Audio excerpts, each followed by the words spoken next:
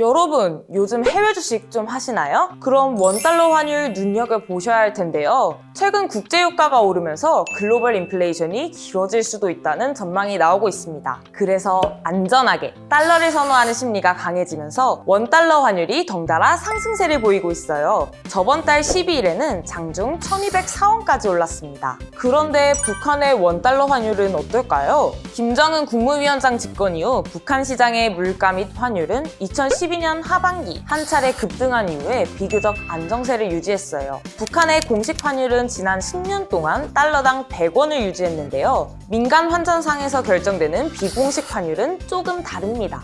장마당 환율은 일본의 아시아프레스와 한국의 데일리 NK 두 매체가 파악을 하고 있는데, 데일리 NK의 장마당 원달러 환율을 보니 이전과 달리 최근 들어 변동성이 크더라고요. 2013년 초부터 달러당 북한원 8,000원 내에서 거래됐는데요. 작년부터 북한의 원화의 가치가 상승하기 시작했고, 심지어 지난 8월에는 최고치인 월 평균 달러당 4,723원까지 올랐어요. 10월 4일에는 달러당 5,050원이었습니다.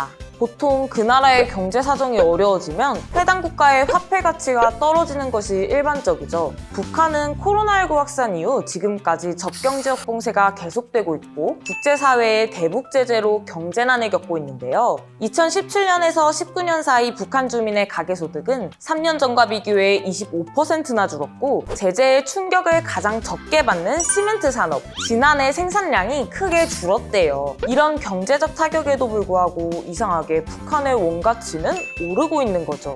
이런 상황 왜 그럴까요? 북한의 교역 비율 중 거의 대부분을 차지한 북중 교역이 감소를 했죠. 국경을 닫으며 수입이 급격하게 줄었고 교역에 달러를 쓸 필요가 적어졌어요. 덩달아 원화를 달러로 바꿀 수요는 줄고 달러의 가치는 하락했다는 분석입니다. 그럼 또 다른 이유, 당국의 강력한 규제입니다. 최근 북한에서는 외화 사용을 금지하는 정책을 펼치고 있는데요. 원래는 평양 시내 외국인 전용 상점이나 외국원 클럽 등에서 외화 선불카드인 나래카드나 달러를 받았는데요. 요즘에는 환전소를 설치해서 외국인도 원화만 쓰도록 조치했어요. 국정원에 따르면 수입으로 충당되는 조미료, 설탕 가격이 연초 대비해서 5배에서 7배가량 폭등했다고 해요. 대중국 수입이 급감한 상황에서 물가를 낮추는 효과를 내기 위해서일 가능성도 있는 것이죠. 달러보다 원화 유통 비중이 높아지면 북한 당국이 시장 통제를 강화하는 게 수월하겠죠. 따라서 최근 환율 변동이 북한 당국의 규제에 의한 거라면 북한 경제에 이상 징후가 있다는 걸 드러내는 역설적인 신호로 볼 수도 있겠네요.